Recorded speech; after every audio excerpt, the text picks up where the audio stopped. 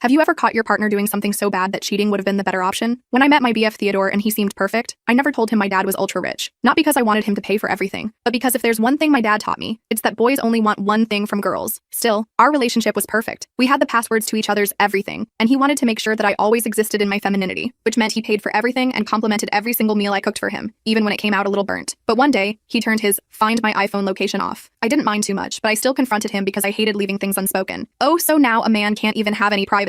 I do everything for you. His reaction was so uncanny that I immediately broke into tears. That's when he took a break from his yelling to hold me. I'm sorry, baby, it's just been a tough day at work. I turned it off because I just wanted some independence. His words should have been comforting, but they weren't, because he said them really fast. And the second I stopped crying, he returned to playing Call of Duty. So the next morning when he left for work, I called my dad. Honey, I trust your instincts, but Theodore seems like a good guy, he said. That same day, Theodore never came home. When it was 1 a.m., I texted asking where he was and responded saying he was on a work trip. What the F? I instantly knew something was wrong, but it was clear that he wasn't going to tell me the truth. So I just let him think that he had somehow gotten away with his lie. When he came home the next morning, he snuggled into bed beside me. It was obvious that he was exhausted. As soon as I heard him snoring, I shot up out of bed. On his wrist was a Claire's friendship bracelet, and sticking out of his pocket was a lip gloss from Justice. My eyebrows furrowed. Maybe he had run into his niece? None of it made sense. That evening, I served him his favorite meal and a glass of very strong whiskey. I waited until his eyes looked glossed over to ask him more questions. So, did you get to see anyone while you were away? I watched closely as his face strained for a second before answering. I guess I saw a girl. My niece, that is. Why do you ask? My heart skipped a beat. His niece lives 2 states away. He's never mentioned her traveling, let alone visiting him randomly. Oh, cool. Yeah, I saw the bracelet on your wrist. Yeah, that was my niece's, he stuttered, and almost dropped his fork. Over the next few days, I regretted bringing it up, because it only helped him to get better at covering his tracks. One evening after eating dinner, he told me he was leaving to volunteer for the night shift at some faraway soup kitchen. Theodore, in our 3-year relationship, you've never once mentioned anything to do with volunteering. Well, I don't know, I just wanted it to be my thing, I guess, he rebutted. He then proceeded to actually send a link to the faraway soup kitchen in question, and when he was gone, he even sent photos of him working. Okay, so maybe I was just being paranoid. That's what I tried to tell myself. But unfortunately, just 12 hours later, it was disproven, because when he came home and slept, I unpacked his backpack for him. I thought I was doing him a favor. But in the midst of his dirty socks, I found a drawing. It looked like it was done by a child, and it was a photo of him, and what looked like a 10-year-old girl kissing on a bed together. At the bottom, it was signed with a heart and the name, Lily. I've never heard him mention a Lily. Luckily, I didn't need to keep scheming, because that's when I got a text from my dad. It was a screenshot of Theodore making a booking at one of his Airbnb listings. Theodore had booked it for 4 days from then. It was a log cabin in the middle of nowhere, and he obviously didn't know my dad owned it, because the next day he again told me about a work trip. And guess what? He lied about the location. But again, I played dumb. Wow, honey, you work so hard. I love you. And that idiot ate it up. They always do. When the day came, I waited until 6 hours had passed since he left and drove to the log cabin. As I parked and sneaked my way to the window, I could feel my heart beating in my chest. That's when I saw it. Multiple 9-year-old girls completely unclothed with him. I immediately vomited into the grass beside me. I dug my nails into my palms so hard I saw red. It was one of those moments that no one prepares you for. My hands trembled as I tried to take a photo. I sent it to my dad and he replied straight away. He told me he was on his way and would be here in a few minutes. The rest of the full story is on my channel and